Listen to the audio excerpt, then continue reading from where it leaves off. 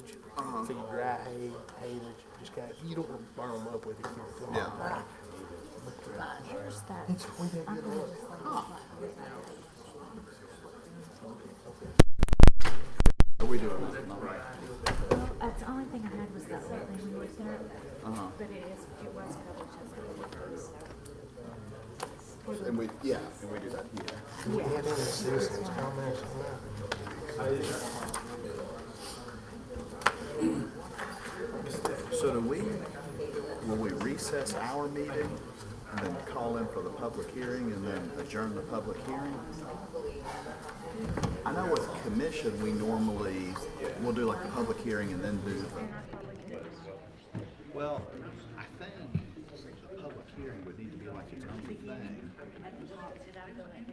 So I think what we can do is just, you call us to order for planning. We could go ahead and just do it like it is. We could recess the...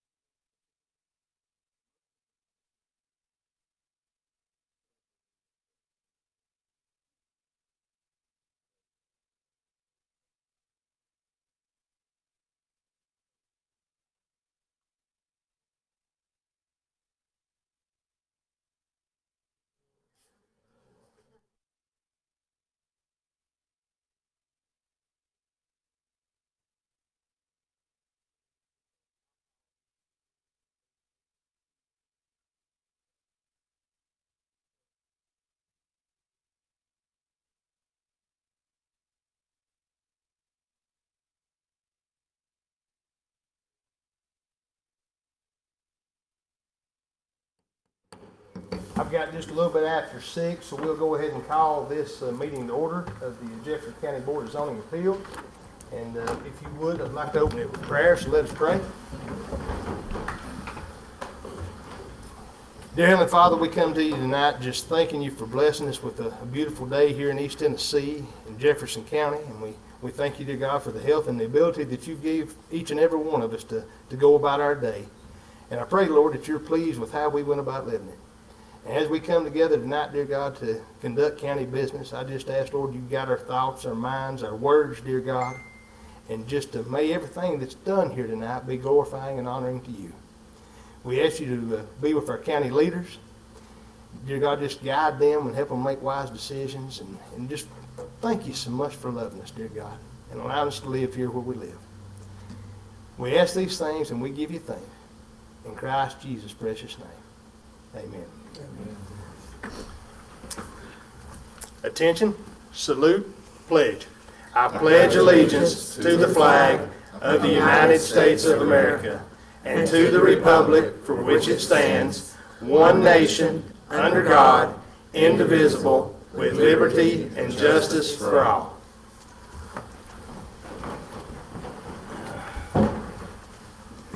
Okay, I trust that you received your packets and the minutes were in those and have had a chance to look at those. Do we have any additions or corrections to them? Being none, I entertain a motion to approve. I'll make a motion to approve. We have a motion. Do we have a second? Second. All those in favor of approving the June Board of Zoning Appeals minute meetings, let me know by saying aye. Aye. All those opposed? And let's see, it's Planning Commission and Planning Commission. So we have no citizens' input for the Board of Zoning Appeals. We'll move on down the agenda to item number 6, variance request for a garage placed at the front of the property at 685 Wine Road, Dandridge, by Justin McCarter. Is Justin here? Is there anyone representing? Justin, if you would step to the podium and state your name and your address. And you all have that survey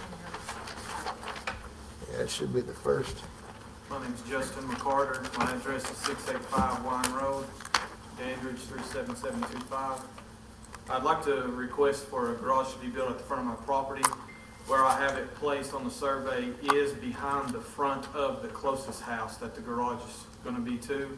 It is in front of my dwelling, but I don't know, the survey that I have does not show it, but I have seen mapping that shows 2 drainage easements on my property. I don't know if you guys have a map there that shows that. It was the septic superintendent that showed me those. So the placement of where I can add any other structures on my property is very limited due to the 25-foot rule of building in a drainage easement. Right. The drainage easement comes from my existing driveway across the front of my current dwelling and at an angle across behind my neighbor's dwelling unit, and then there's another one behind my property. So that front right corner in my property is really the only other buildable spot that I have on my property. And we have granted other variances on Wine Road before Yes. for this exact same thing. Okay. Do we have any questions for Mr. McCarter tonight about this? What's the pleasure of the board? I'll make a motion to give him the variance. Okay, we have proper motion. Do we have a second? Have a second. Have any further discussion? All those in favor of granting Mr. McCarter his variance request for his proposed garage, please let me know by saying aye. Aye. All those opposed? Motion carries. Thank you.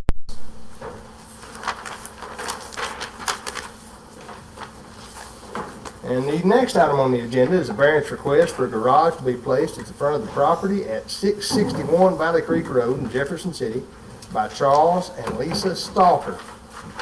Someone here to represent them? If you would, please come forward to the podium.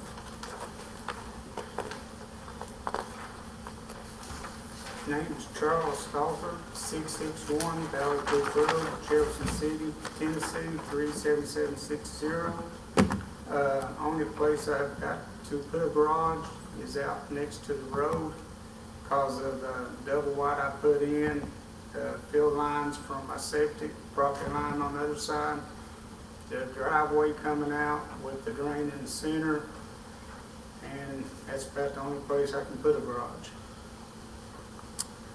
And Stephanie, correct me if I'm wrong, but we have also granted variances before on Valley Creek Road as well. Yes. Same type situation. And just out of curiosity, and I know it's definitely well over 50 feet, but how far are you from the water drainage area running there in the middle of the property? In the middle, Yeah, the water drainage area that's listed on the print. You're, I'll be, okay, where it is, my bank slopes down into it. yes, sir? So if I go down in there, water comes off both sides, Right. plus coming across from my neighbors, under my driveway, goes down in there. And where your proposed area is back at the top of that, it rolls back up and levels back out there before it hits, Yeah, I'm comes gonna back in have the to road. put at least $10,000 worth of dirt, to make it level enough to put a pad. To do what you want to do. Okay, do we have any other questions for Mr. Stalker? about this? Being none, what's the pleasure of the board? I'll make that motion. Okay, we have a proper motion. Do we have a second? I'll second. We have a second. Any further discussion? All those in favor of granting Mr. Stalker's variance request, let me know by saying aye. All those opposed, motion passes. Thank you, Mr. Stalker.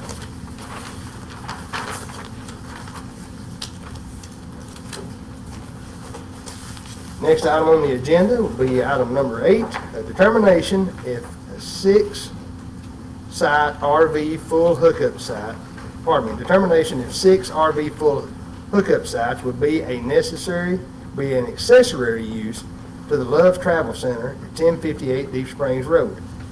In Dandridge, it's a C2 General Commercial District. This will be a total tear down and reconstruction of the new proposed building with site expansion. I believe you're here to talk to us about this, so.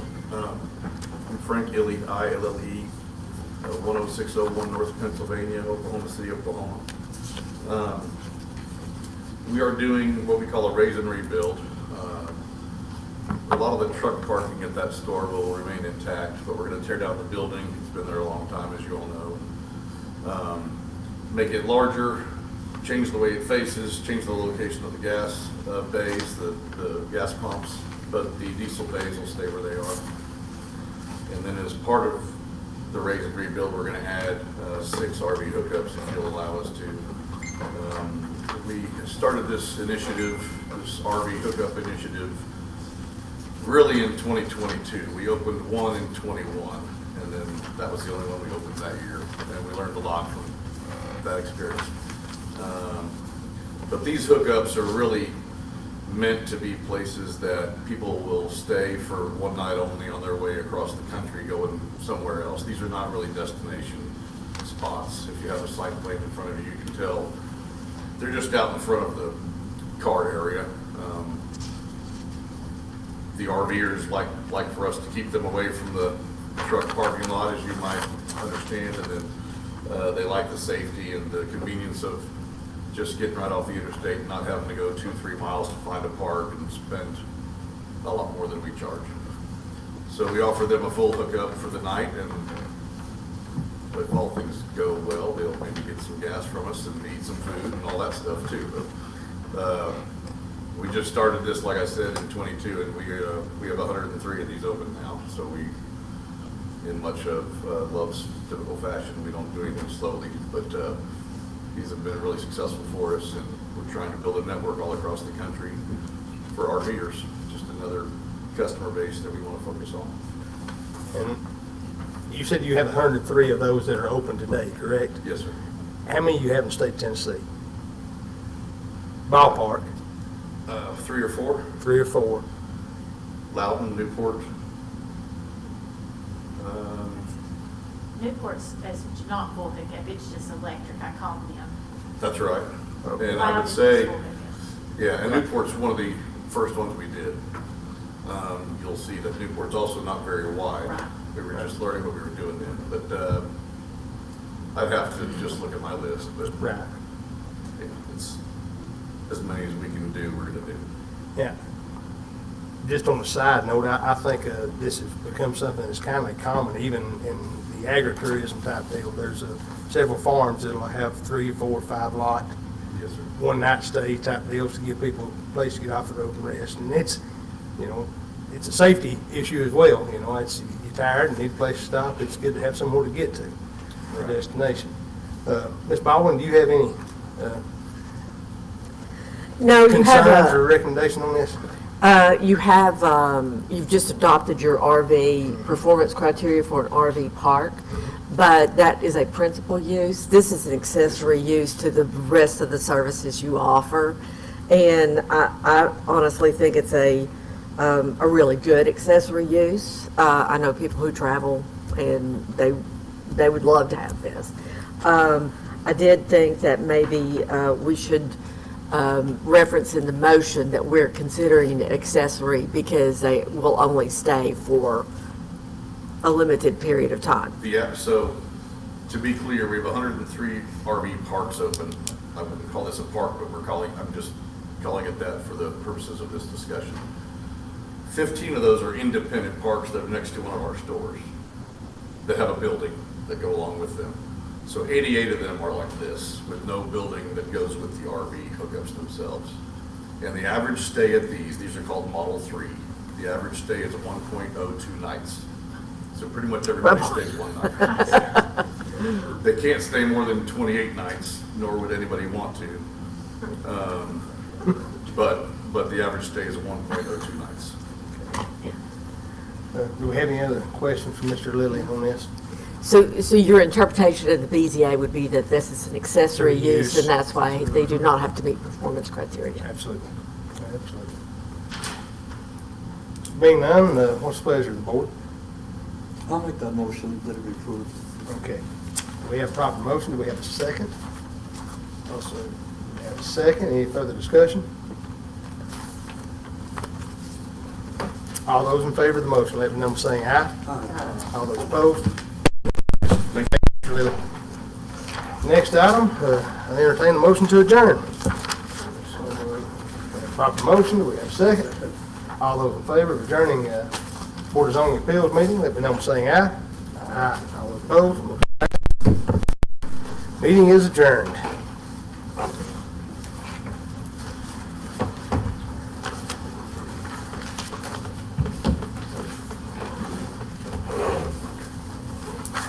Thank you.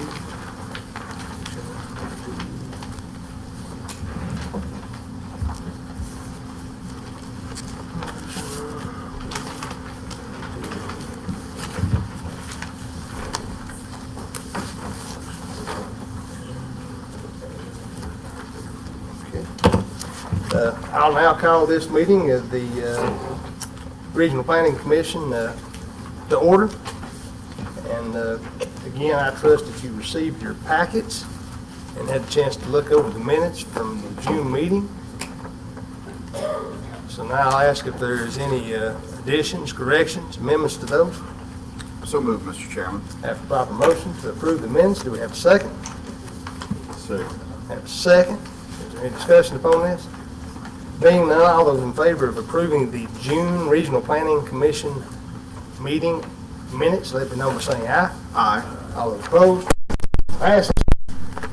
And at this time, we'll look to citizens' input, Regional Planning Commission, and I will call your name. If you would, please step to the mic and state your name and your address, and you can have a few moments to share with us what your concerns are. And the first citizen on the agenda is Jim Fox. Jim, would you step forward, please?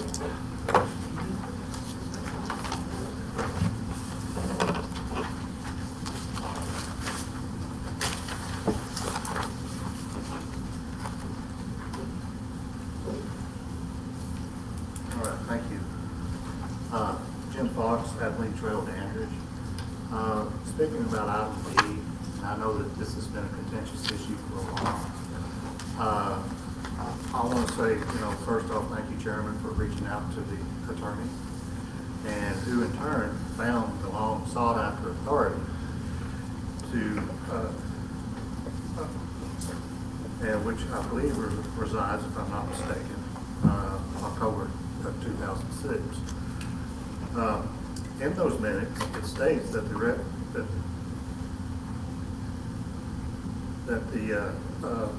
review of the two-lot subdivisions would be delegated to Mr. Tim Pop Seals, a person, not a position. Secondly, it names the position of Secretary of the Planning Commission to authorize as an authorized signature. So, with that being said, one part it says a specific person and not the position. The second part lists the position. So, in that case, since Mr. Seals was not the one doing the reviews, they were improperly reviewed because, again, it specifically states Mr. Seals, not the position of the zoning department. And to back that up, in the next line, it does talk about the position as being an authorized signer. So what I would suggest, so in essence, the issue that brought all this to light was it was not signed by Mr. Seals, and secondly, it wasn't signed by the secretary. So on both cases, you know, it was proven that by the attorney that was improperly signed. So what I'm saying is, you know, you have a choice right now, either to continue to have the two lot subdivisions approved by this board, or vote to delegate someone else to do the review and the signatures. And I would suggest, versus having done to a specific person, to have it delegated to a position. And that way, going forward, we wouldn't have to talk about this again and be totally resolved. And so that would be what I would propose. Thank you, Mr. Fox, very much. What the attorney? That's, my attorney, no, the record, the agenda, my attorney, the attorney got done. Yeah. Next person on citizens input will be Kathleen Villers. Ms. Villers?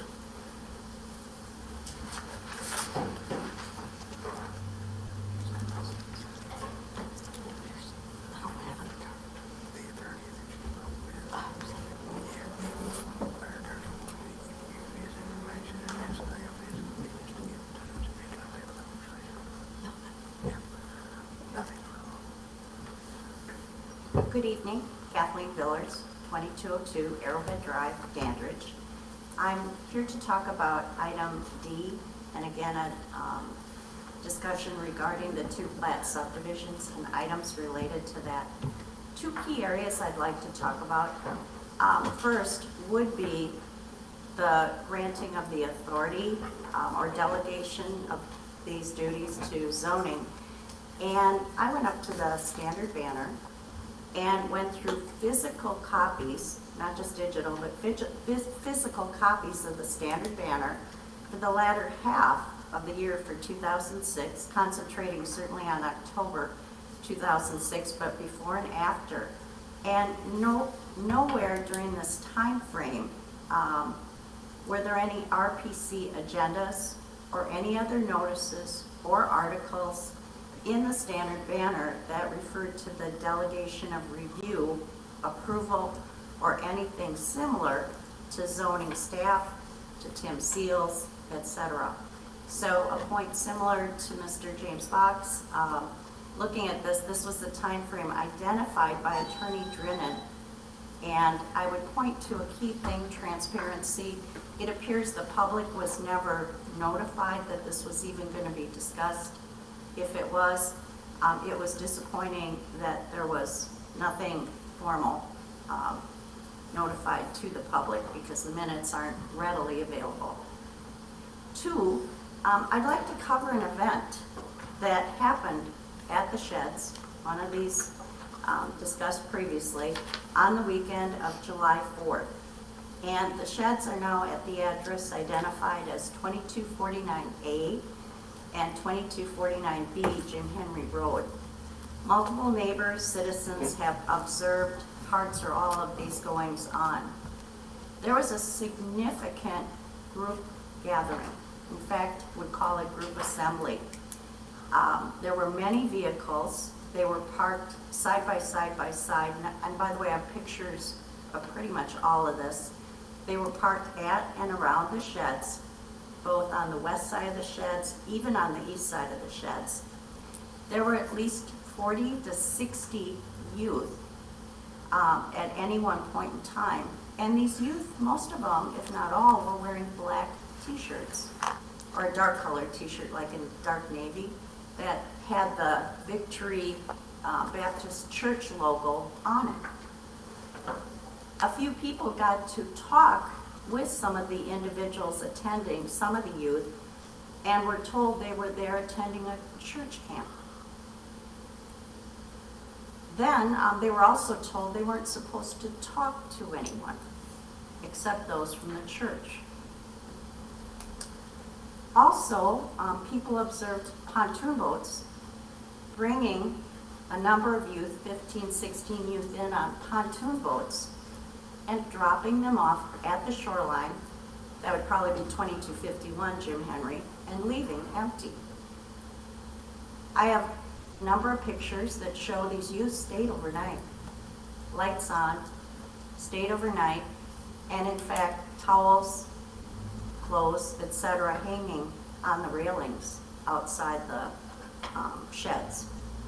The sheds, right, by the way, now too, are no longer, it's confusing whether they're one building or two, but they have a A on one building and a B on another building.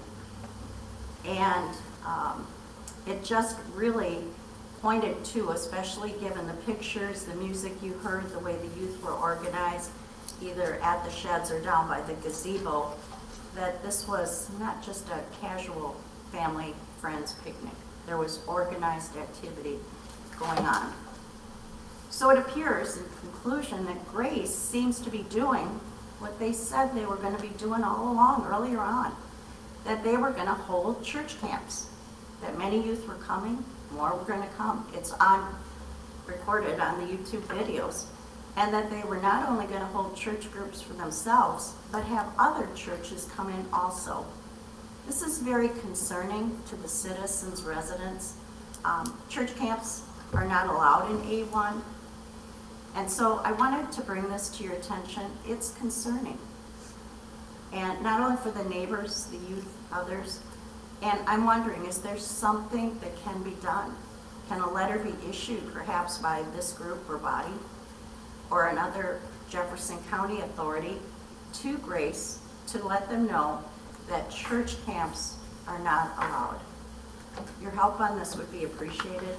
It doesn't seem to be an issue that's going away. Thank you. Thank you, Ms. Douglas. And next on citizens input, Mrs. Gail Verzanigan.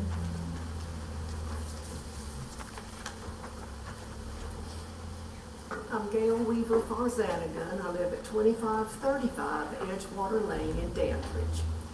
And I appreciate what Professor Villers has said. I may reiterate a little bit because I actually experienced it.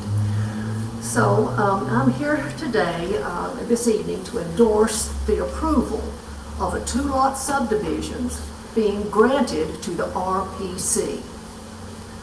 As you well know, Grace Contractors was denied without prejudice the creation of a church camp on their property off of Jim Henry Road.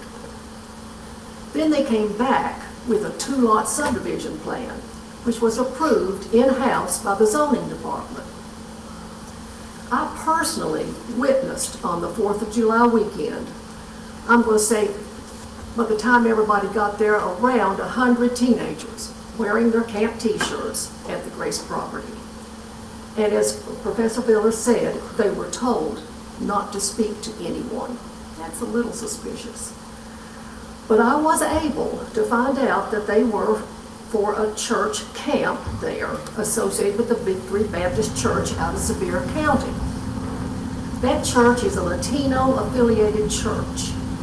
So Grace has done exactly what they intended to do all along by creating a Latino church camp, which was denied by this RPC. This is a prime example of why the RPC should always review and approve two-lot subdivisions and not the zoning staff. Thank you. Thank you, Ms. Verzanigan. And that concludes the citizens' input for tonight.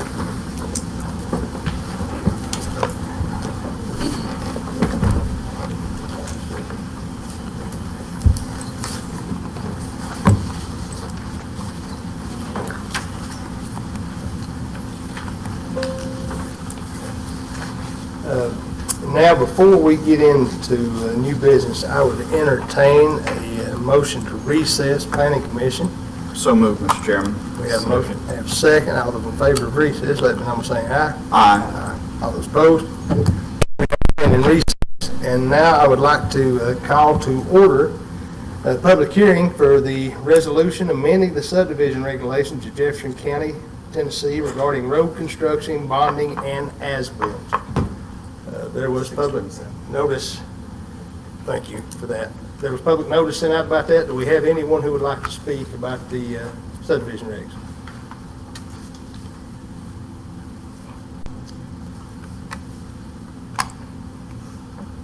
Okay. Mr. Chairman. Yes. Adjourn. Okay, I'd entertain a motion to adjourn this public hearing. So moved, Mr. Chairman. Have a second. Proper motion and a second.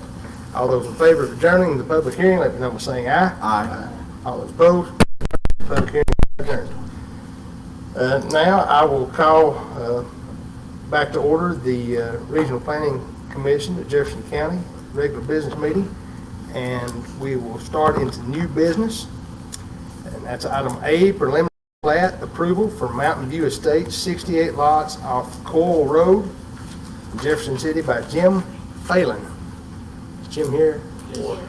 This is one that, it's a preliminary that we approved in May of '24, that they are wanting to get renewed, start working. And I've been by the property, it's exactly the same way it was when we reviewed it in May. Okay, so nothing's changed, no, Nothing, it's just exactly like it was when we were out there the last time. just getting dates back in compliance, is all we're doing here. Did you have a chance, your piece? She did not. She I did have not seen Okay, it. I just Okay. got it. There's- But I do have concerns. One, this is a preliminary plat, so my understanding is they have never presented road and drainage plans for construction. Is that correct? We've got the SWIFT plans from the state, we got the water plans from TDEC. But no, I'm a 25% partner in the property right now, and I'm actually got a contract to buy out the other partners. So I found out last minute that it had run out in May, and I called Stephanie, and she said, let's just bring it back up. So that's where we're at. The preliminary plat is the most important plat of your subdivision procedure. It should have, the next thing, if this is in compliance, should have engineered sealed drawings of all roadways, all utilities. It should have an evaluation of fire flow for And we've got all that. it should have fire flow evaluation. These should all be sealed by a licensed engineer, not a surveyor. You have, as of tonight, you just had a review of an amendment to your subdivision regulations.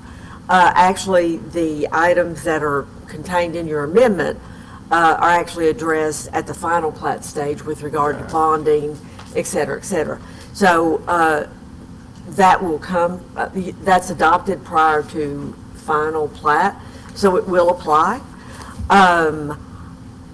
My question is, have the road and drainage plans licensed by and sealed by a licensed engineer has been presented to the county and evaluated by the county road superintendent, and that there is stormwater detention, there are catch basins, which on these rural areas I frequently find that the water has not been addressed at all. A SWIP permit is what the response typically is, and a SWIP permit is a stormwater prevention plan approved by TDEC. And the only thing that document does is set up a plan to maintain silt from leaving the site. And that's the only thing it does. The stormwater is something that it's in your subregs. It is a very common standard, and yet it is very rarely addressed on the construction drawings. So we're talking about catch basins being directed, or stormwater being directed from the area, and especially within the right-of-way, to catch basins and carried to a natural drainage way and discharged. It also may contain elements of detention to make sure that with an area that has been only wooded or what, in its natural condition, you add 64 lots, that's 64 rows, that's all the pavement that's introduced in terms of roadways, in terms of driveways. So now when you have a stormwater event, which are becoming more frequent and more intense, you have stormwater that will now enter quickly into a system and exit the site. And I think we've all heard somebody say, I never had water in my house until they built that subdivision up the street. And that's my concern. I don't know who has looked at those. I see them. Have they been submitted to your county road superintendent? No. But they have been done by engineer, Doug Hodge. There is no catch basins, there is no curve on the roads. It's gonna be open ditches, and we're gonna use the swells, where the water's going now, that's where it's gonna go when we're done. And then the engineer. And it's not where it's gonna go when it's done. It's, you direct it to a natural conveyance. But once again, all that water that was being absorbed by the vegetative presence on the land is now hard surface. It's not staying there anymore. It is exiting that site. It's exiting very quickly. And he should have done drainage calculations to determine if there needs to be detention on site. And if there needs to be detention on site, then that needs to be shown, and that has nothing to do with your SWIP permit. So I just don't know if, it doesn't sound like those documents have been reviewed by the county, doesn't sound like they've been presented, and typically that is done concurrent with the preliminary plat, and then it is an element that is bonded in the final plat. Another thing I didn't understand was, well, I haven't seen it at all.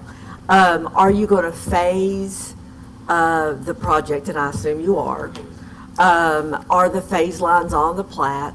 Because that speaks very much to the bonding, because some of those things you will need to bond for the entire site with the first plat being filed, and some will be done based on the phase that you're constructing at that time. Stephanie, when we give the approval on this, start with, do you know the date for the first approval of this preliminary? No, I don't. It's been, Several, I mean, it's been a couple of years. Yeah. Because we approved it last, I think it was May 24th of 24.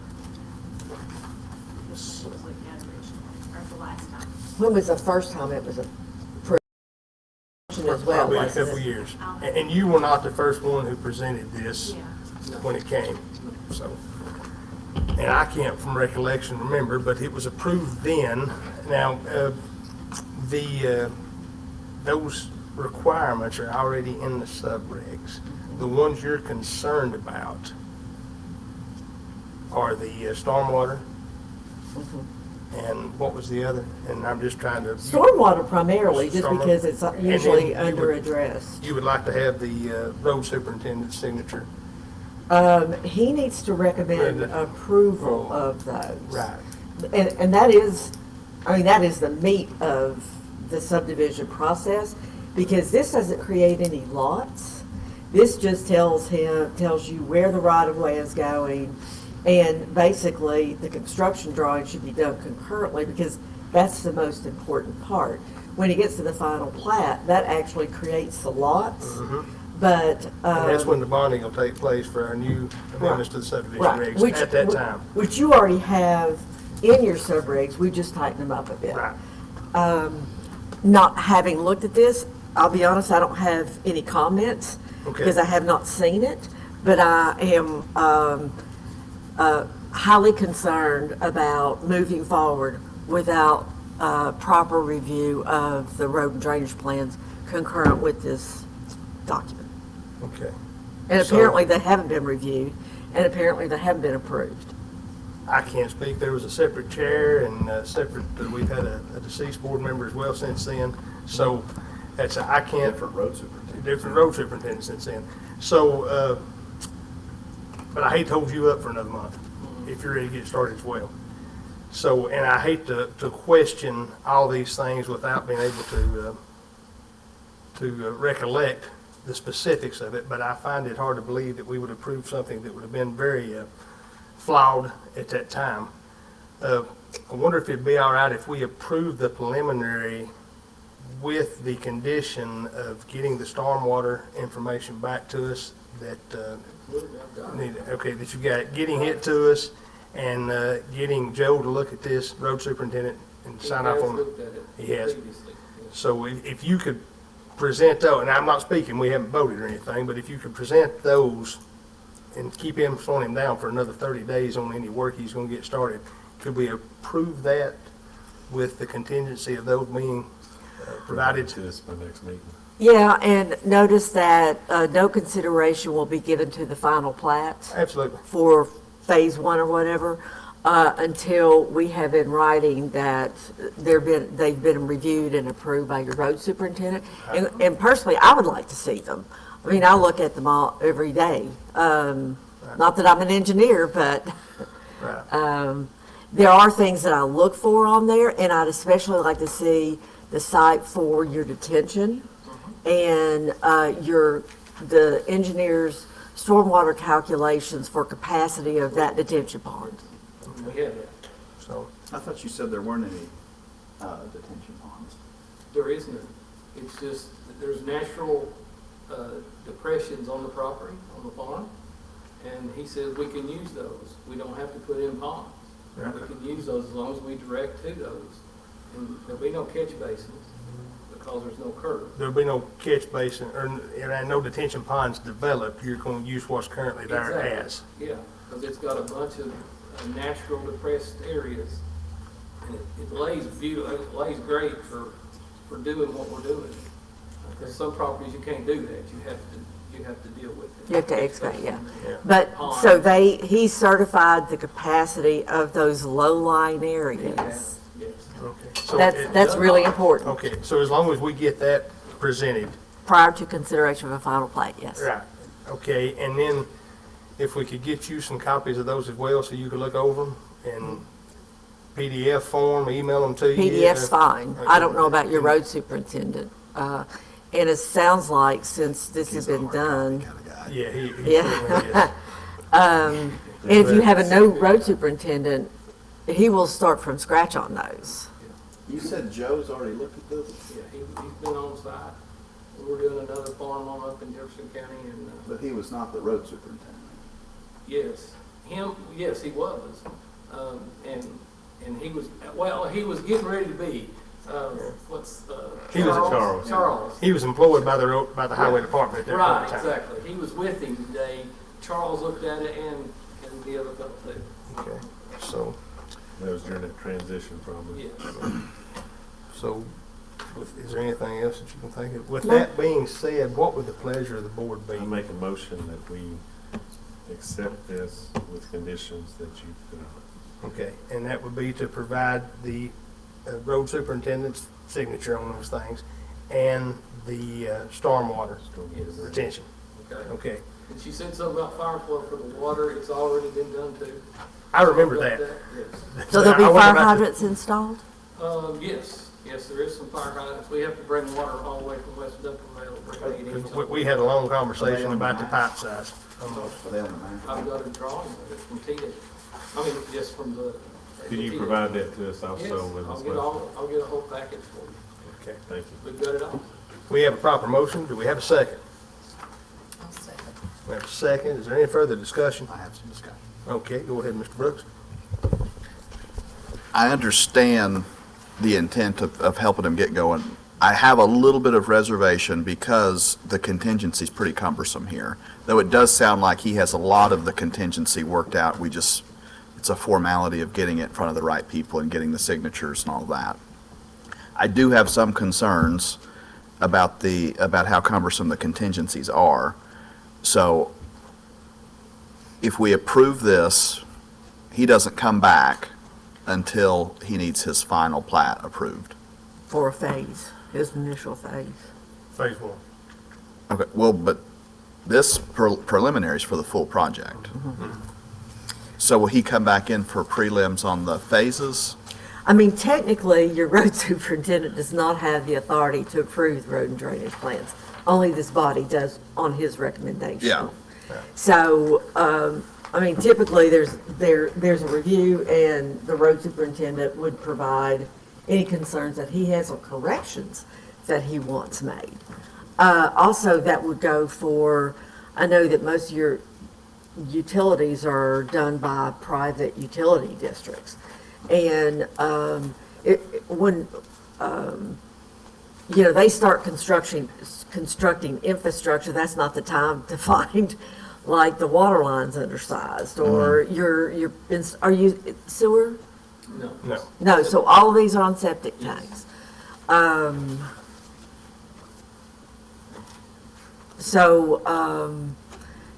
There is a sign, there are all the signature blocks on the final plat, which is basically certifying that it's been done according to their code. But if you get to that point, and there's some issue, and you're trying to address it then, it's in the ground, or... That's my concern, that if we don't get it right now, it's going to be a mess later for everyone. And to speak to that, I think it is right. It would have never been approved to start with a couple of years ago, and it wouldn't have been extended at the previous meeting when it was extended. There's just a couple concerns Catherine has. I think if we look at that, Austin, go back to and question even what you were a part of passing at that point in time whenever this was originally looked at. Well, I was not here when it was originally looked at. Right. When it was extended, you were. In May of '24, I would have been So on, you yes. were here. So I think we may be talking about things that aren't even in play here, other than what she's looking at, because it sounds like it's already there. And if he doesn't provide what he needs to, that's when we've got the issues. And I'm just speaking to what you are. Yeah. That's- Oh, yeah. And the motion is contingent upon those being furnished. And if you would like him to, I would about guarantee he'd come back next month. I can put that in the motion too. That way, if we have any questions with that. Yeah, I think as I said, You're the road superintendent doesn't have authority to Right. approve. He has authority to review and make recommendations. Right. So technically, the road and drainage plans for the entire project should be on your agenda for next month, with his review and recommendations. Okay. So could we do this preliminary approval, or this approval on the preliminary plat, contingent upon, I'd like to see it, I haven't even seen it.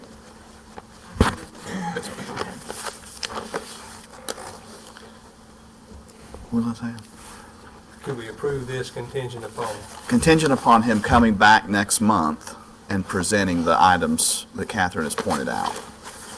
And, Providing that before the meeting so that we can have copies of it beforehand. Yeah. if we look over and it's provided, there's no use in it being an agenda item. Well, if we approve it, really, he doesn't have to come back. It would just be, We can prove it contingent upon those being here by next month. yeah, but I mean, at that point, is that not the same thing as if we just tabled it to next month and had him bring does that, I mean, it sounds like you're in the process of taking full ownership of the project. I am. Okay, Of course, I have to get preliminary approval before I'm gonna close it. yeah. Yeah. I So can close it at any time, but I gotta get preliminary approval. if he's gonna provide all that and we're making him come back next month before we give preliminary approval, then we're holding up 30 days of him moving forward before he's even get done. Will you do that? Will I do what? Come back next month and provide all this to us? Yeah, I can provide it to you tomorrow. Okay. Okay. As You long, got it. okay. And we all get it in advance, So yeah. parliamentarily, are you wanting to amend the motion, or Randy, are you at peace with that being added on to what you were saying, suppose you get to it the next month? It'd be a lot cleaner if Randy wanted to put that in there. Restate the motion. I mean, And that's fine with me. I don't want to hold him up, but if he provides all that information, which is contingent on the thing, and then him come back to the meeting next month, I'm fine with that. We'd like him to be able, if he's got all that information that's correct, then we have no problem. He can come back next month, he can answer any questions we have. And if it's not correct, then Address it. you screw it up and there's nothing, you back everything up and nothing's fine. That's the way you understand it, correct? If you don't provide that information? Well, and ultimately, you wouldn't get the final approval. I just don't want to get to this final approval when the asphalt's down and the utilities are laid and all that, and then go, well, you didn't do this. That's no good for us or him, or that's no good for anyone. And that's my concern, and that's why I just think we owe it to ourselves, we owe it to the developer to do due diligence. So Randy, your motion. I'm gonna redo my motion right here, and if I'm mistaken something up,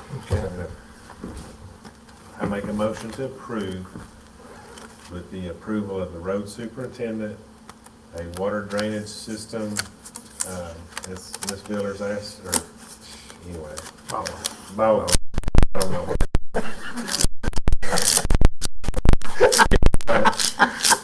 That she requested. You get with Also, the fire hydrant systems where they're showing where it's set out, because you said you've already got those in place. And, They've been approved. I think that they were part of the original, because we looked at water line size, because it had to be a certain size to feed those hydrants. that we make a motion to approve with those contingencies, and ask him to come back again next month. And if we decide we don't need him after we all see it, then we can contact him and let him know. But I would rather you come back in case there's any more questions next month. I think that's the best thing for him to just come in. We'll go through it, and We've got a motion, well, does Miss Sue agree to that? I'm gonna ask for a Motion. second for the motion. Okay, we have a second. I'm not about to restate it. I think we all know what we're looking at. Those You three got all things, that? and him come back next And he'll month. come back. Is there any further discussion on that motion? Being none, all those in favor of approving or extending the preliminary plat with those three contingencies, let it be known by saying aye. Aye. All those opposed? Thank you. Motion passes. Thank y'all. Okay, next, We do need a vote on B. will be the public hearing for the resolution amending the subdivision regulations of Jefferson County, Tennessee regarding the road construction bonding and as-built drawings. Just a point of clarification, Mr. Chairman, we're going to vote to adopt this into our sub-regs. Okay. And there are copies right here if anybody'd like to look at those. Okay. Again. I'll go ahead and make a motion that this body adopt those subdivision regulations. We have a proper motion. Do we have a second? I'll second it. We have a second. And again, those were put out for public viewing and stuff. They've been there. It's what we had looked about, what we had talked about. There's been no changes to those. Is there any discussion? I just point out that these have been thoroughly reviewed by everyone here, and they have been brought up at multiple meetings, and there's been lots of availability for it. So. Absolutely. Any further discussion? All those in favor of adopting these new subdivision regs, let me know by saying aye. Aye. All those opposed, motion passes. C, item C, resolution 2024-11, amending the zoning resolution of Jefferson County, Tennessee regarding a new C3 zone, wholesale and warehouse commercial district, presented by Mr. Austin Brooks. And Ms. Baldwin, I think you were going to be gathering some more information Yes. for us on that. And as well. you got a separate item here that, as I told you last time, I contacted Washington County. I also contacted Sullivan County, and I did this. It's just one page. I sent it to Stephanie this morning, and I looked at all the counties in the area to determine if one had zoning, which a lot of them do not. But then there were several that had more than one agricultural zone district. Loudoun County does, Roane County does, Washington County has an A1, an A2, and an A3, and Sullivan County has 5 A1 districts. I know the woman that runs their program. It didn't surprise me. So I also attached the A1, A2, and A3 for Washington County. And they really are very different. A1 is just kind of agriculture, and there are a couple of items that are considered conditional uses that have BZA approval. A2 is really a low-density residential district. It is, in fact, it allows kind of gentleman farmers, which sounds like you got a pet sheep and maybe a donkey or something out back for the kids. A3 actually has a number of other uses that are clearly stated. Amusement parks, sports arenas, racetracks, and paintball fields. So this is a commercial agricultural district or a ag district that has a lot of commercial, it allows a lot of commercial uses. And if you'll go over to A3, which is the last set, it's 603 right at the introduction. And one thing I really like about these, there's an intent. There's a clear statement of intent of what the zone district does. So I want y'all to start thinking of a zone district as being your tool to implement the type of growth you want to see in a particular area. If you'll look at this A3 business district, 603.1.3, commercial livestock markets, slaughterhouses, sawmills, recreational vehicle parks, airports, and similar uses provided there shall be a planted buffer strip alongside rear lot lines. So just the length of this, there are a number of conditions or performance criteria that has to be met. The minimum required lot area is 5 acres, which is pretty large. Again, the A2 is a residential district. It is just a very low density residential district. A1 is kind of what you have standardized in your A district as it stands now. And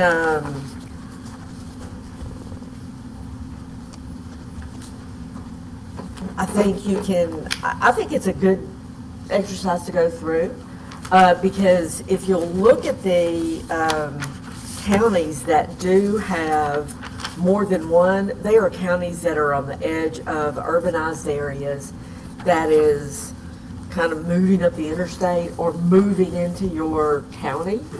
And so just having one A1 district kind of doesn't address the other issues that we're talking about. I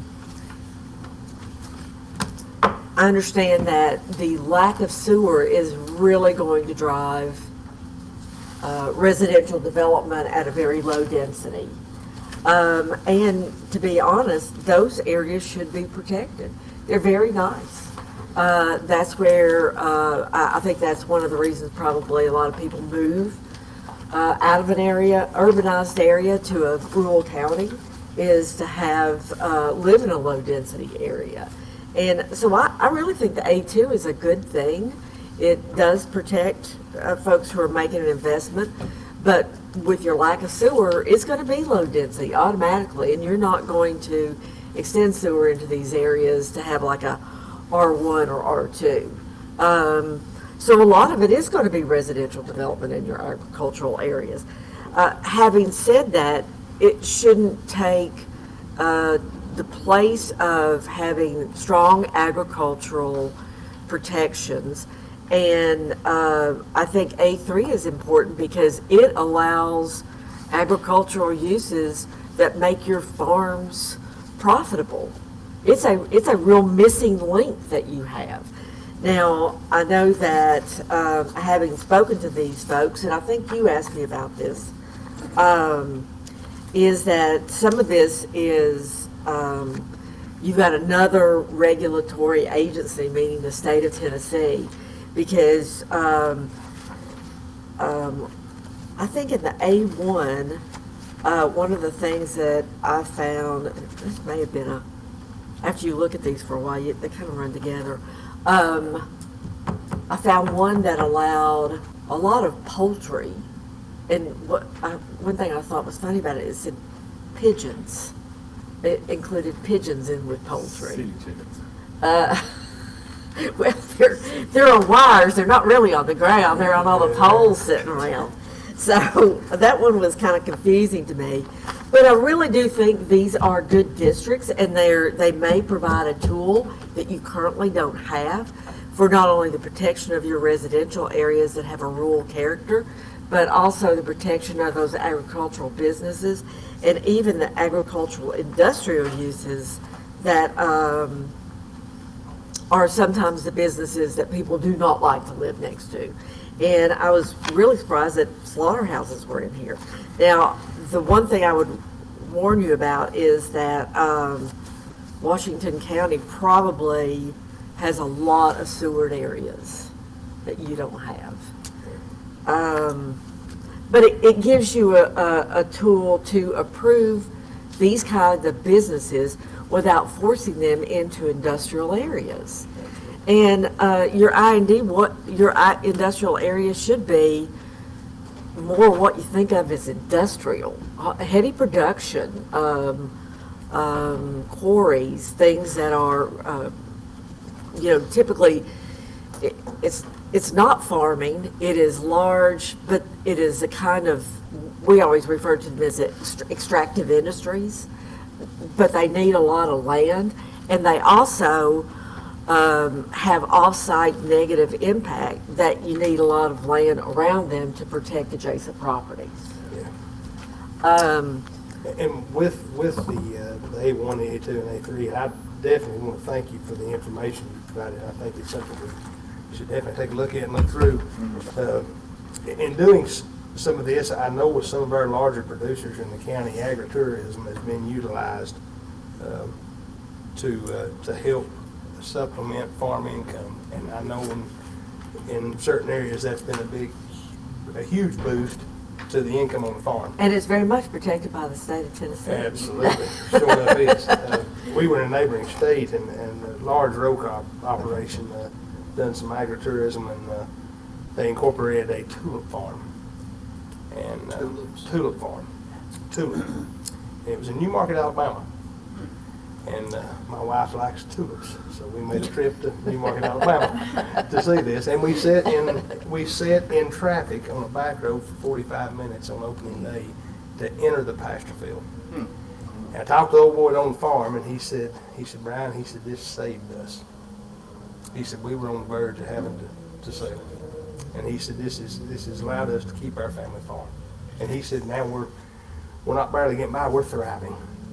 And it was amazing what something like that had done. So in making these decisions, I want us to be thorough in looking at the information we're provided and give this a lot of thought, because each and every one of us that live here today, if we're not on the farm, you're more than likely on a piece of property that once was a farm. And we want to do everything we can to preserve some of that. If we don't, the farms are going to be How going. important is slaughterhouses for this preservation? The what now, Bob? The slaughterhouse. The slaughterhouse? How important is that in the preservation of the agricultural character? In today's climate, and I think where you're seeing more and more folks turn to wanting to buy locally, I think it's huge. And I think it gives those farmers who may very well be getting by. Now, last year or so, cattle prices have been quite a bit better than what they have been in the past, but that's not a guarantee it's going to stay that way. And if you can capture part of the retail market to the individual from your farm, I think that's huge, and giving you the opportunity to keep more of your product, the money for your product. Isn't that your largest agricultural? Jefferson County, the largest agricultural product is cattle. Is cattle. Is cattle. So when was it turned on? I was not in this committee. A couple years ago. Why was it turned on? We're trying to preserve the agricultural character of this county, and yet we won't do things that preserves the county. Absolutely. It was going to be right beside on a state 4-lane where Walker Trucking and NiStar Mines have huge operations, and a vocal minority outweighed a silent majority. and it got stopped. That was stopped by this committee? No, county commission Oh, ultimately. county commission. County commission ultimately, but, yeah, it was I think detrimental. that was unfortunate. I Yeah. really do. It was. It's a rezoning issue, wasn't Yeah, there's a rezoning issue on the front of Highway 11E, and that the So it was side a that, map amendment. No, it was, It was a, it? It was on the- this happened, and it, but you were rezoning somebody's property for a slaughterhouse. yes, and with limited capacity. okay, so this scenario has played out too many times in this county. It's not just with the slaughterhouse, it's with every type of industry. It's like you go from A1 to I1, and there's nothing in between. I'm serious. And No, I the get issue is, people are very uncomfortable with the I1 zone.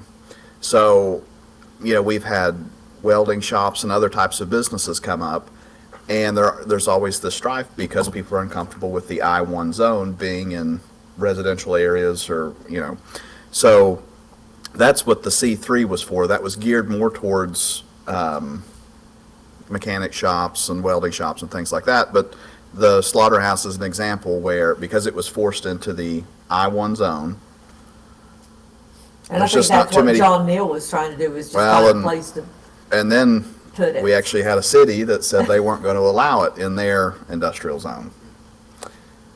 So it's just kind of been squeezed, Jefferson City. Jefferson. It's just kind of been squeezed in multiple places. So, to me, the issue is a lack of zones. I agree with you. I think, and I think it's very fortunate that you brought the C3 forward so that we could have this discussion. And maybe a lot of the stuff that was in the C3 that we talked about that was kind of held that up can come out. The value-added processing facilities, and that could be incorporated into an A3. Absolutely. And let the C3 go forward for true commercial activities. That you think of commercial, retail, businesses, welding shops, things like that. So that you're not going to an IND1. And concurrent with that, we look at enlarging the A district to one, or I'm not even sure we need three, but definitely An two. A2, yeah. Two. And I kind of like even the A2 in that you do have a lot of residential, and I think those investments should be protected as well. Absolutely. So A2, and to be honest, a lot of your area may end up being A2, or when someone comes forward with a project like the one we just looked at, 65 lots is a pretty good, what is the total of your acreage? Did he live? It had to be 70 or more. Yeah, that's pretty good area, and because it's all A, I think you get around that issue of incompatible uses or spot zone, or the spot zoning term. They're all agricultural, but it would give you additional tools. Absolutely. But Bob, to touch back on what you brought up with that processing facility, the group that was building it actually went into one of our neighboring counties to the east. And to get to the property, you actually have to drive through the subdivision to get to, and there's not been the first complaint filed by a member of that subdivision in Greene County for cattle trailers coming in and unload, for farmers coming in. They go to unloading the end of cattle. the subdivision and buy the meat. They buy a lot of meat right there close if they're wanting to grill or have a cookout, so. Brian, I Yeah. find it rather ironic, there's a preservation society in our community that's Yes, trying sir. to preserve the agricultural nature of our community. Yes, sir. Yet we have to have slaughterhouses in order to enable cattle farmers or farmers to be able to make a living. So it doesn't make any sense to me that we do stupid things like that. Absolutely. And yet we want to preserve our county. The It makes no sense to me. state is actually putting up funds to help pay for some of those things to be built.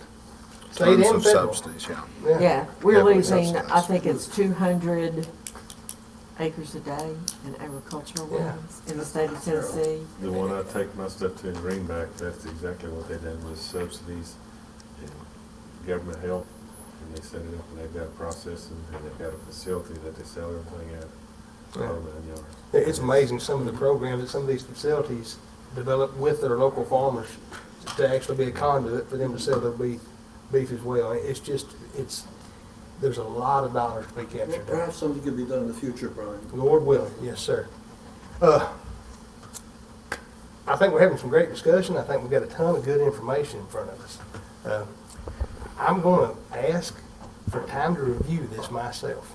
I'd like to read through this thoroughly, what you've brought to us tonight. I think it'd be beneficial. I didn't bring you anything to approve. Right, I know, but we've been talking about this quite a Yes, bit. it's been a long time. Would you be at peace with us taking this stuff home and looking at it often? Yeah, and in some ways, I wonder if we should, I don't know if this would be proper or not, but if we should look at separating some of this stuff and having an agriculture side to it and a commercial side to it. Yeah. I don't know if that would be proper to do that at the same time, but Yeah. there's a lot of good stuff that I think could be used in both, and we could work them along beside each other maybe. Very possible. You know, I know you were talking about the A2 and the gentleman farmers zone. We've had an issue with that in the county as well, and it's right on top of. With gentlemen? Loosely, right beside the R1. We need a zone. definition for that. And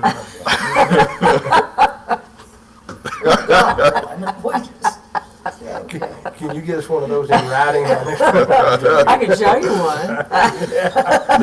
Nobody'd ever come ask for that zone. Yeah, absolutely, absolutely. But there are definitely some issues that we have seen in the county that need to be cleaned up regarding these, so. I think every time we hear about a problem, slaughterhouse or a small shop or something, I don't think there's an issue with a slaughterhouse or an issue with this. I think the issue comes back to our zoning and saying, well, you put a slaughterhouse there today, but once it's zoned I1, What else can come? what happens if they, Talking about corner stores. and Yeah. Yeah, so- Strip club. and I really think that is the issue. I don't think that there's this anti-welding shop or anti-this or I think it is 50 years from now, this property's I1, what could go on it? Well, in Jefferson County, a lot of stuff can go into the I1 zone.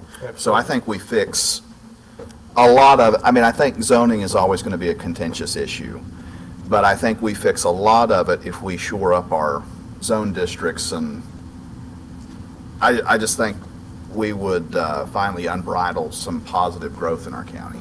Absolutely. Again, think of it as a toolbox, and what are your tools to address land use issues? And do you have enough? And if you don't, you need to develop more tools to put in your box. Yeah, and I think that's where we're at. And when the zoning was put in, there was it was a lot simpler time, and now, we have ridiculous amounts of growth, and it's closing in on us, and it's time for us to review this and update it. So anyway, with that, Mr. Chairman, I will move to table item C until our next meeting to give the body an opportunity to review the information presented. Okay, we have a proper motion. Do we have a second? Have a second. Is there any discussion about tabling that? Oh, I'm sorry. I didn't see you. I have one. We're at 7:15, we're talking about zoning already, so we're doing really good. Absolutely. But these are, we've done this, we've looked at the C3 for almost six, I think since the day I walked in the door. I don't know how long that's been. But there's a committee of county commissioners who met at 1 o'clock. Public service. The Public Service Commission. Is that- Committee, no. It exists. Yes. It The one exists. he's on. Yes. Yeah, public He's service. on it, and then you got a couple of your county commissioners you have attended. Yeah. And when you're in a meeting with business is always going to come first. I think if we could get that committee to meet on the same day as the meeting, maybe for an hour and a half, and we could review things. If we have A workshop. work session. If we have planning commission members and elected officials, and we agree on language, it will, one, you could do so without, business or 9:30 staring you in the face. And that's just a much better scenario. You can take your time and look at it. And I would ask that we, I don't know who, I guess the chairman of that committee. Norton, yeah. Okay, so possibly it, starting in August, we could start meeting for an hour, hour and a half, and look at the districts, all four of them, A1, A2, A3, and C3, and come up with a package to bring back before the planning commission, and then give you guys a chance for input, and then take it to the county commission. That is an organized way to do this.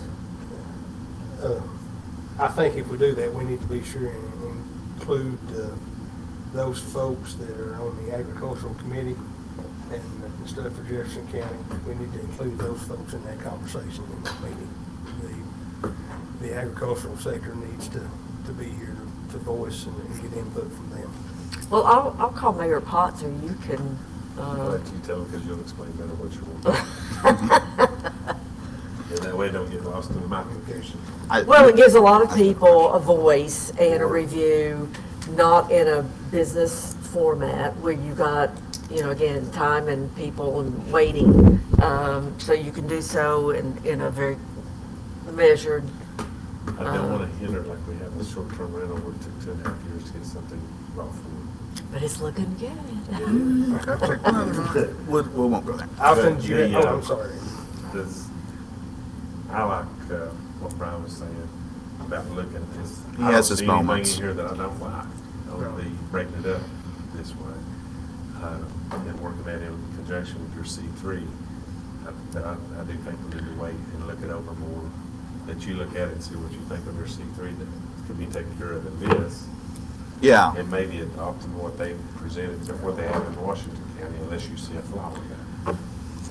No, I think they're in a very similar position in that they're on Johnson City and Same type Jonesboro atmosphere. are in Washington County, and you border Knox County. I mean, it's Almost identical situations. We have is. a deputy secretary of agriculture that resides in Washington County. That's where his home farm is, and I think it'd be wise maybe to reach out with him and maybe get him to come sit in on this if got any questions for some of those folks from Washington County, how they feel about how things serve them there.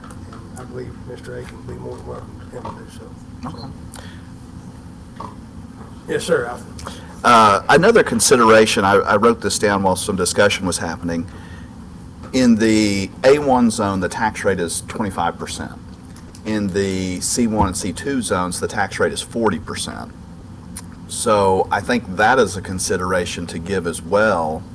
And I don't know if you would know that information. I mean, the C3 in my mind is going to be a 40% tax rate. So if we do some sort of a zone, I think it would be higher too. Well, It's still, the tax rate is based on the use. It's not based on your zone district. Okay. So if you have a slaughterhouse, it's going to be at the higher rate. Okay. If you have a 10-acre subdivision in A3, it's going to be taxed at a residential rate. Okay. Yeah, they don't mix those. Doesn't matter what we do. Okay. All right. We have a motion and we have a second. Do we have any further discussion on tabling this until next month's meeting? Being none, all those in favor of tabling item C till the August meeting, let me know by saying aye. Aye. All those opposed, motion passes. Okay, on to item D, discussion to confirm that all plat surveys, reviews, and approvals must be done by the Regional Planning Commission. If the Regional Planning Commission should decide in the future to authorize reviews only, not approvals, by a non-planning commission staff member, this can only be done by following Tennessee state codes presented by Bob Verzanigan. And if you all would allow me to speak to this for just 1 second, Bob, before we get started, I have spoken with our county attorney, and he has requested time to have a conversation. And what did you say the attorney you quoted last month's name was, Sam? Oh, Sam Edwards. Sam Edwards. He wants to have a conversation with them. I'm to provide Ms. Baldwin with his information to get her to to him before we move forward on anything with this, was the recommendation of our county attorney. So, that being said, and there was something else that was found. I know we noted the August, and that'll come when we bring everything else back. There was a policy actually from 2003 that come up. Still have looked through the minutes for where it was adopted, but there was a policy that was put in place in '03 concerning this as well. So we'll have all that information whenever Doug finishes up on what he's doing. That's fine. I was gonna make a statement. Yeah, absolutely. Yeah, I'll Do you turn the want phone to make to it you. now, or we'll wait for the attorney to bring the information back to us? If You you, pressure on her month for waiting till the attorney got back to us. well, that's, if you're at peace with holding it to them, however you want to handle it. Well, let me say this. I've read this out, I'm gonna make it very clear. Yes.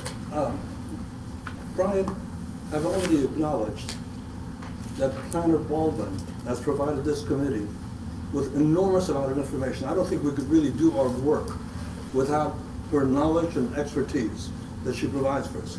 However, I respectfully disagree with her suggestion that two-lot subdivisions are common as sliced bread and therefore should be turned over to Stephanie or the zoning office for approval. Now, this may have been true 20 years ago, and still may be relevant for rural counties such as Johnson County or Scott County, but I don't believe it's applicable to our county given the growth of short-term rentals that's sweeping our county. Now, given the issues that you heard about the sheds today, that they lied to us. I was here, sitting there when he made that motion to deny the sheds without prejudice because they were going to build a church camp. They built a church camp. And given the issues from these sheds and associated with them, I recommend that this committee should be the sole responsibility to review and approve all two-lot subdivisions so that we can never have this kind of issue before us again. And in the past year, we've had an average of 10 two-lot subdivision requests per month. We checked it up, we looked up information, there's about 10. I don't think we really overworked. You, Austin, that we should consider all these two subdivisions. We can sit here and approve all two-lot subdivisions, and it wouldn't really take that much of our time. So I think our committee can handle that. Therefore, I recommend that all two-lot subdivisions be approved by this committee so we never have any of the issue of church camp ever again, because it's a disaster for our community. Thank you, Bob, for that. And we can definitely, talk about that again once he's got the findings and he finally puts out a statement on those things, what they come up with. And I thank you for your time preparing that and sharing it with us. So with all this being said, I'd entertain a motion to postpone this until next month upon the request for our county attorney. Mr. Chairman, I move to table item D until next month's meeting when we can have a statement from our county attorney on how to move forward. Okay, we have a proper motion. We have a second. I'll second that. We have several seconds. Any further discussion on that? All those in favor of tabling item D until the August meeting, let me know by saying aye. Aye. All those opposed, motion passes. Do we have any other business? Austin? Mr. Chairman, could we, and maybe Ms. Baldwin or Stephanie could go over that, could we just go over the process? If you feel that a property near you is operating outside the bounds of their zones, what recourse do property owners around that have?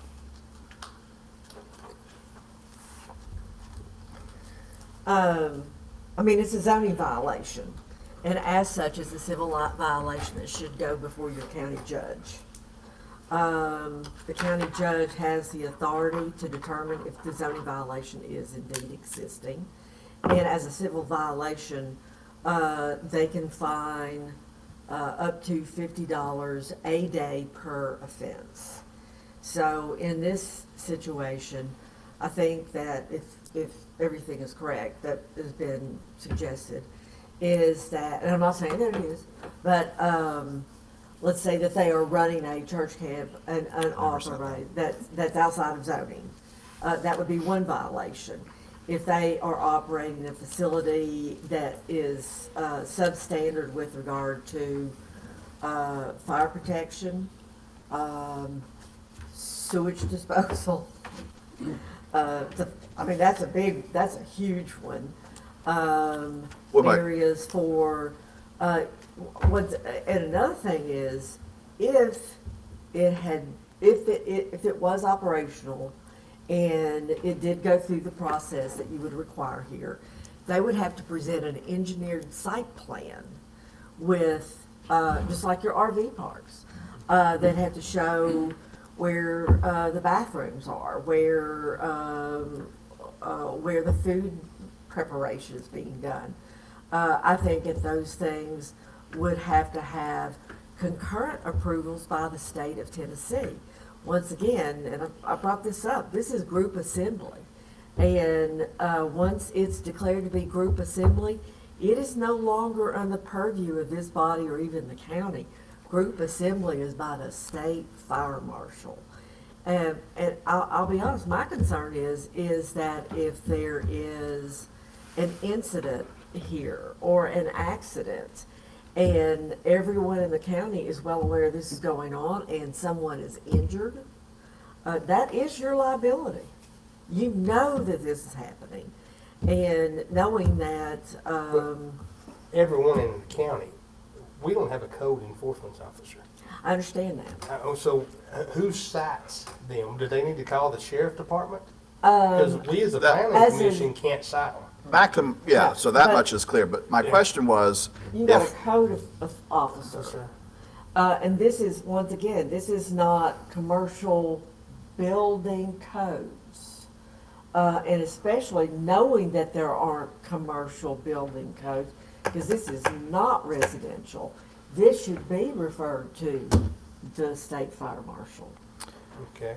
so back to my original question. So if Brian and I are neighbors and he builds a roller coaster on his property, That's in the works. Sorry. well, we're not neighbors, I don't know about the roller coaster, but, how would I, as an adjacent property owner, who do I go to with my complaint? Do I have to sue him, or? No, you should be able to go to the county. It's the county Who has in the adopted it. county? The county sheriff And- department? I mean, normally, I would at least refer it to the county mayor and let him appoint a designee. Even in zoning ordinance that are more fleshed out than yours are, any violation of the zoning ordinance is referred to the county mayor or his designee for enforcement. I know that you clearly do not have some Euclidean workflow of who reports to who, Right. and you've got some vacancies there. Absolutely. I understand from talking to different folks within the county government that there is a intent to address that issue, but you still have, I mean, just the county mayor probably can do that. But just because it's not addressed in your zoning ordinance, or you don't have a staff person that says this job title does these things, it doesn't relieve you of the responsibility for enforcing your zoning ordinance. Okay, You've so, adopted it, yeah, you so, found a way. so, The county does. Yeah. so my neighbor Brian's building a roller coaster, which, that actually may be permitted in our A1 zone, I don't know, but, so I could go to the county mayor and say, I feel that my neighbor is operating outside the bounds of their zone, and then do they file like an official complaint or fill out an affidavit, or? Normally, there is and this is not the zoning ordinance, because this is enforcement issues, so they're usually staff policies. The first notice you send is a letter of zoning violation, and that's just a nice letter. And you give them 2 weeks to, I'm just pulling stuff out of the air. You say 2 weeks. In 2 weeks, you send them the certified letter putting them on notice that a zoning violation is occurring and you have proof of receipt. If there's continuance of it. It doesn't, If it happened, and I'm not making light of what was presented at all. I'm not. But if it happened then, and it's 4 months before it happens again. Well, I'm And, assuming. and I think we're getting in the weeds on questions that we really don't have the answer to if it becomes to the county Well, and into the state. because this question continually comes back to this body, I think, so we've established this body can't do it. We have no we have authority no in that. enforcement Okay. ability. So, but I think we do owe an answer, so other than just, that's not our problem. Right, I- and that So- is not what I was saying. No, It's not our I get problem. that, yeah.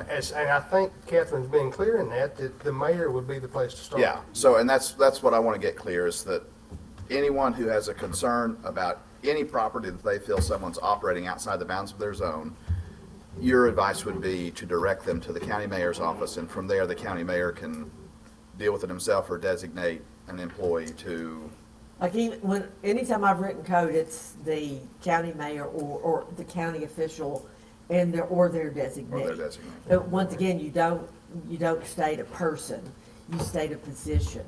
But even at that, a lot of times, government organizations set up different departments, they Right. change things, so you don't wanna have to go in and amend the zoning code to say, oh, now we have this person in this role. Yeah, But, so it would be county mayor, their designee. So Okay. I think that's And- what you want, you're just wanting to give some direction. yeah, because we can't do anything. Absolutely. So, and I wasn't insinuating No, that anyone no, here forgive- felt that forgive way. me. But, yeah, I just wanted a little clarity, because I know, based on my understanding of my position with this body, there's nothing that I or we can do at this point with the current situation. So, hopefully that helps some people with their Absolutely. questions. Okay, and thank you for asking the question to get that clarity. I'm always here to ask questions, Mr. Chairman. I appreciate that, Austin, very much. Is there any other Austin, you finished on that? I think so. Yes, sir, Present You know, the last agenda, you should really be first on the agenda the next time we meet. So I'm requesting that the issue we discussed tonight, the last issue, Yes. should be the first item on the next, on our Okay, agenda. and Bob, the only reason I would caution against that, I hate for a lot of folks who have other things that'll move along very quickly to have to sit through, and we can get them out, and the core of us that are involved with this can stay and deal Given with the it. complexity of the issue? or- Yeah, absolutely, because it may take some more conversation, and if we hold some folks up that are gonna be 2 or 3 minutes and done, I hate to take their time. By the way, with that. Catherine, the fire marshal closed them. They called the fire marshal, they didn't have a sprinkler system, and they kicked them out that same day. I don't know if you knew that or not. Fair enough. Any other business? Make a motion to adjourn. Second. Have a motion second. All those in favor can be let known by standing.